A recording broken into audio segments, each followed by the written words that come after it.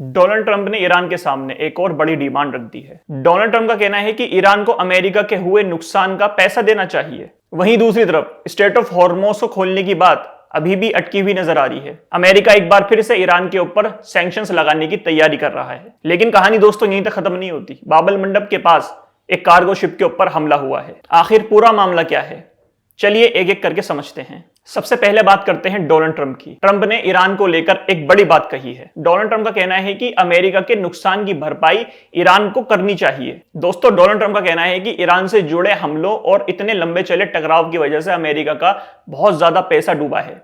तो अब ये सारा पैसा ट्रंप ईरान से मांगना चाह रहा है। अगर तुम्हें ईरान से पैसा लेना है तो सबसे पहले उन देशों की लिस्ट बनाओ जिन पर तुमने हमला करके उन्हें तबाह कर दिया है। Syria, Iraq, Yemen, Vietnam, Venezuela, इन सब पर तुमने खूब दबा के हमला करा है, तो इनको भी तो पैसे दो। अंदाजा लगा सकते हैं कि कितना नीचे अमेरिका गिर चुका है।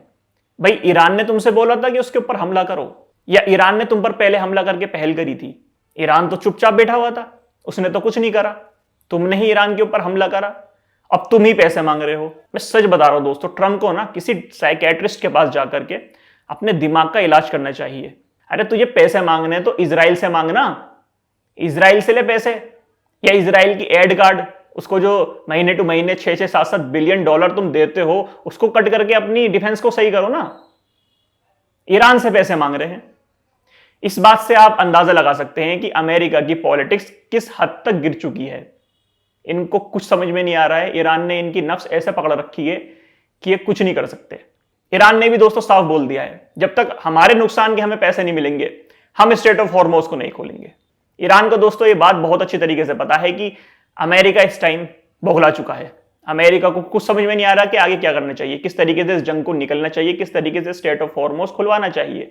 इनके पास कोई ऑप्शन नहीं बचा है। तो इस तरीके की उल्टी सीधी डिमांड्स डोनाल्ड ट्रंप की तरफ से आना स्टार्ट हो गई हैं। इजराइल ने तो पहले से ही अमेरिका को सीरियसली नहीं लिया, और अब सारी दुनिया ने दोस्तों अमेरिका को सीरियसली लेना ही छोड़ दिया है। दुनिया के सामने डोनाल्ड ट्रंप बिल्कुल मजाक बन चुका है। इसको कोई अब सीरियसली नहीं ले रहा। अब डोनाल्ड ट्रंप के इस पागलों वाले बयान के बाद बताया जा रहा है कि अमेरिका एक बार फिर से ईरान के ऊपर सैंक्शंस लगाने की सोच रहा है। पहले के जो सैंक्शंस हटाए थे इन्होंने, जब इन्होंने देखा कि भाई हर तरीके से हम फंस चुके हैं, हमें इस जंग से बाहर निकलने का कोई रास्ता ही नजर नहीं आ रहा है, तो अब क्या करो, उल्टे सीधे दावपेच फेंको। अब बात आ रही है दोस्तों ट्रंप एडमिनिस्ट्रेशन की तरफ से कि दोबारा ईरान के ऊपर अमेरिका सैंक्शंस लगा सकता है। दोस्तों, मैं आपको बताऊं, ईरान को घंटा फर्क नहीं पड़ता ये कितने भी सैंक्शंस लगाएं या कुछ लगाएं। ईरान का काम पहले भी चल रहा था। पिछले 50 साल से ईरान के ऊपर सैंक्शंस ही लगे हुए थे। ईरान का काम पहले भी चल रहा था, उसे फर्क नहीं पड़ता उस पर अब दुनिया क्या करना चाहती है। रिपोर्ट्स के मुताबिक दोस्तों बताया जा रहा है कि स्ट्रेट ऑफ हॉर्मोज के अंदर जहाजों की आवाजाही बहुत कम हो चुकी है। ईरान के पास जो मेन हथियार है दोस्तों, वो न्यूक्लियर तो है ही नहीं, वो है स्ट्रेट ऑफ हॉर्मोज।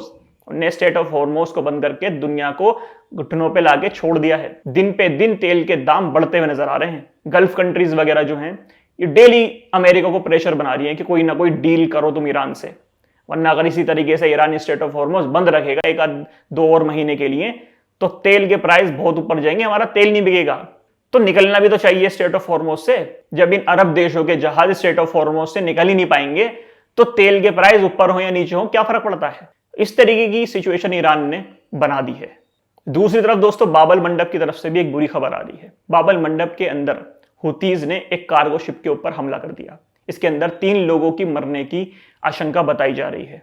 दोस्तों, जो ये 3 लोगों की मौत हुई है, इसके अंदर 2 पाकिस्तानी थे और एक इंडोनेशियन था। हुतीज ने दोस्तों इस वक्त पूरी तरीके से बाबल मंडप पे कब्जा जमा रखा है। मक्का के अंदर दोस्तों जो डिफेंस पैक्ट हुआ था, जिसमें पाकिस्तान, तुर्की और ये सऊदी अरब शामिल हुए थे, ये डिफेंस पैक्ट सिर्फ और सिर्फ अब कागज पे एक स्याही जैसा निशान बन चुका है। अभी भी दोस्तों हुतीज ने परसों सऊदी अरब पर हमला करा है, लेकिन ना तुर्की की तरफ से कोई जवाब आया, ना पाकिस्तान की तरफ से। सिर्फ दोनों देशों ने निंदा करके चुप हो गए।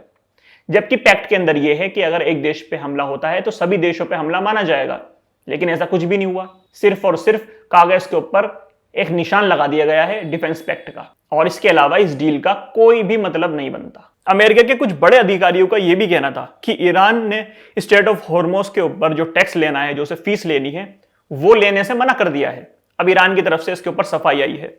ईरान की तरफ से बताया गया है कि भाई हम तो टैक्स लेंगे, हम तो पैसे लेंगे, तुम रोक सको हमें लेने से तो रोक लो। सीधा दोस्तों यहां पर ईरान सीना ठोक के बोल रहा है कि हम तो पैसे लेंगे, तुम्हें हिम्मत है रोकने की तो आगे रोक लो। अब जितने भी अमेरिका के न्यूज चैनल है ये सब खामोश हो चुके हैं, क्योंकि अब इनके पास कोई प्रोपेगेंडा टाइप चीज ही नहीं है चलाने के लिए। सब तरीके से तो ईरान काउंटर कर रहा है इन्हें, इनके पास हथियारों की कमी हो रही है। अमेरिका के अंदर से ही लोग बोल रहे हैं कि तुम जंग हार गए। इस लेवल की दोस्तों अमेरिका की बेइज्जती हो रही है दुनिया में। क्या ही कर सकते हैं दोस्तों, जंग भी तो उन्होंने खुद ही मोल ली है। अच्छा खासा ईरान बैठा हुआ था, ना तुम उस पर हमला करते ना वो सारी चीजों में पड़ता, तुम भी खुश रहते वो भी खुश रहता, लेकिन नहीं, चुल मची हुई थी इन्हें तो।